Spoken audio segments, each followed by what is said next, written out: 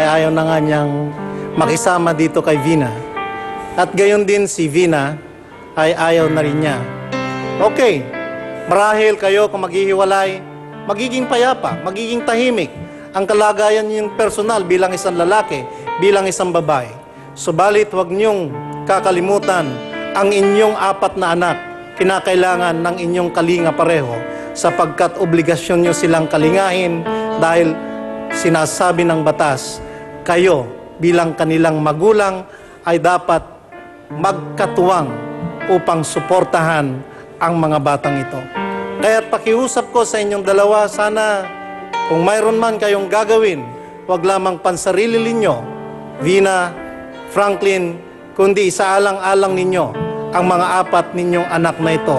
Huwag nyo silang isali sa naging sigalot ng inyong buhay, kundi sana mabigyan nyo sila ng magandang kinabukasan. Yun lamang. Tama si attorney, yung mga bata na naman ang ating concern dito. Unang-una, yung pong panganay, hanggang ngayon, hindi nila alam kung ano yung sakit.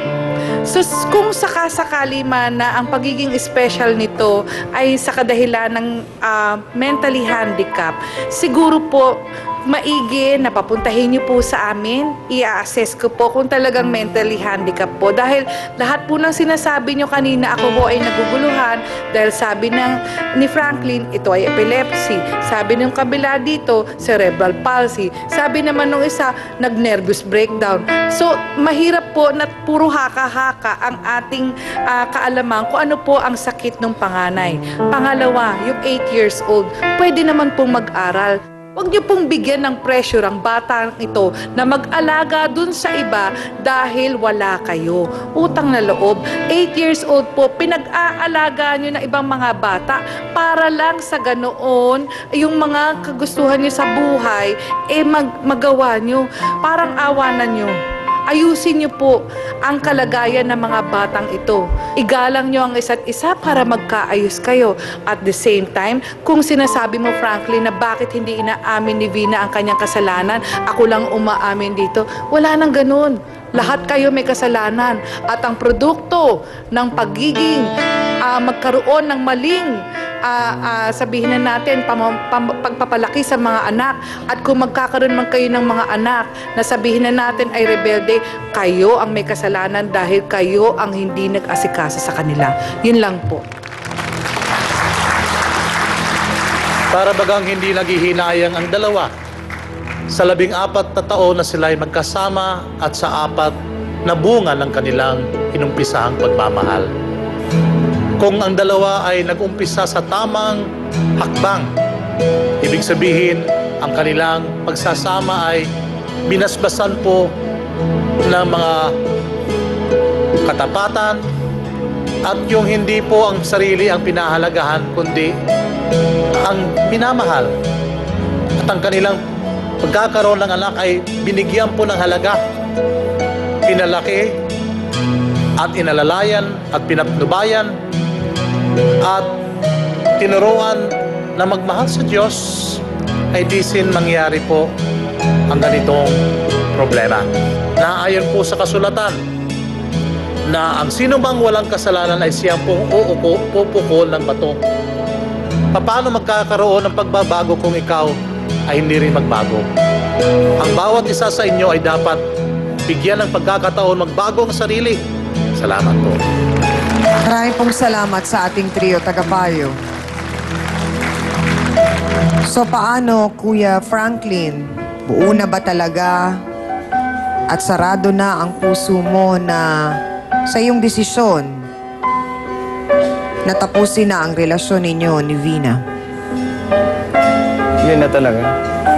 Yun na Ayoko po na talaga. pagbalikan. Kasi kung mauulit yan, mauungkat na naman yung nangyari sa mga nakaraan hanggang sa umabot na naman sa hindi maganda. Siguro tama na yung desisyon ko. Ayoko na. Alam naming masakit ito, Vina. Pero bilang isang taong nakaranas din ng ganito, na nahiwalay sa taong mahal mo, minsang minahal mo, makakayanan mo, Vina. Makakayanan mo, makakabangon ka. pababayaan ng Diyos. Yan sinusiguro ko sa'yo. Pero kailangan mong gumawa ng paraan para makasama pa rin ang iyong mga anak. At siguro naman, Kuya Franklin, pahihintulutan mo yon. Talagang karapatan niya po yun, ma'am, dahil kasi siya ang ina ng aking mga anak. Kaya hindi ko naman magkakait sa kanya yung mga bata sa pangangalaga ni nanay. Kasi po, parang sa setup ngayon, dahil si Ate Vina ay nagtatrabaho, so pansamantalang may iwan ang bata sa'yo dahil kayo po yata ang wala pong trabaho ngayon. So kayo po ang mag-aalaga ng bata at si Ate Vina po ang siyang magtatrabaho. Hindi naman namin inaasahan din na maging magkaibigan kayo kaagad. Pero kailangan po ninyong maging sibilisado sa isa't isa para lang po sa mga bata. Maaasahan po ba namin yun, Kuya Franklin? Maasahan niyo po, ma'am. At sana po, simula sa araw na ito, Kuya Franklin, kung saan man papuntang direksyon ang buhay mo, sana natuto ka na mula sa naging eksperyensya mo, sa naging kwento ng buhay ninyong dalawa ni Vina, at maging maayos na, at matuto ka na rin na huwag nang manakit ng kapwa.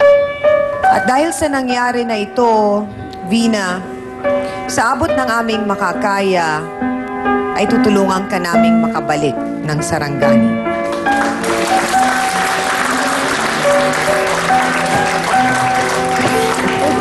Babalik ka sa Sarangani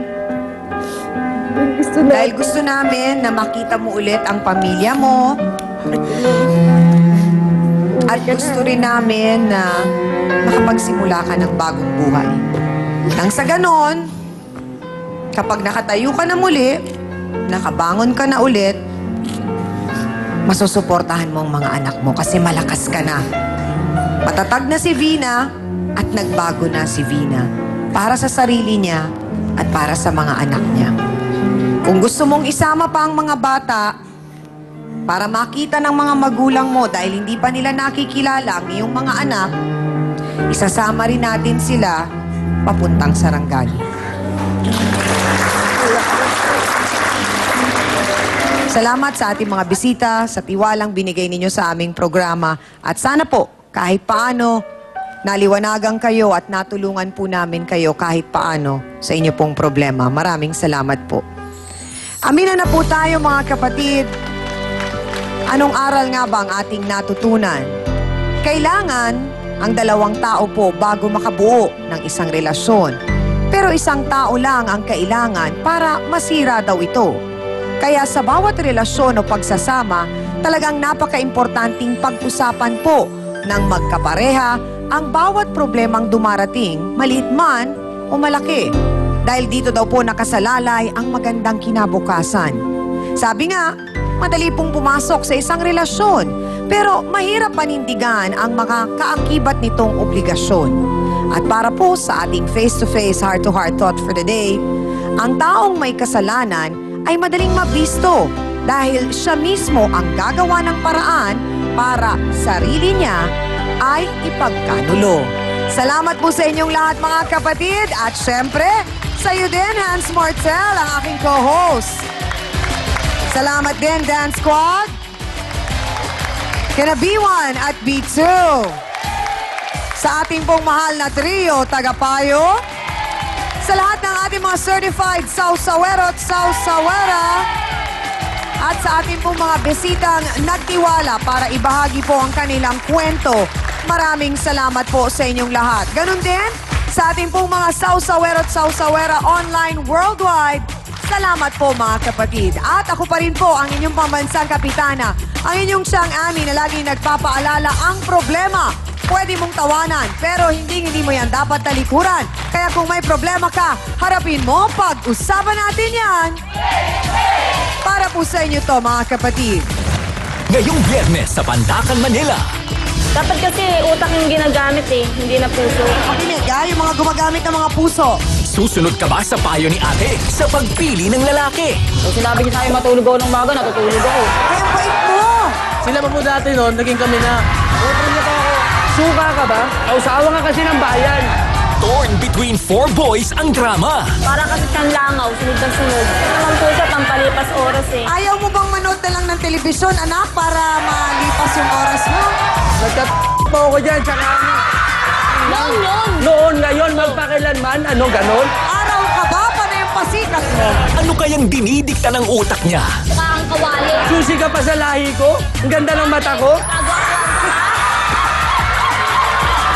Face to Face, ngayong Biyernes, 10:30 a.m. Dito lang sa TV5. Ang susunod na programa ay rated PG. Patnubay at gabay ng magulang ay kailangan sa mga batang manonood.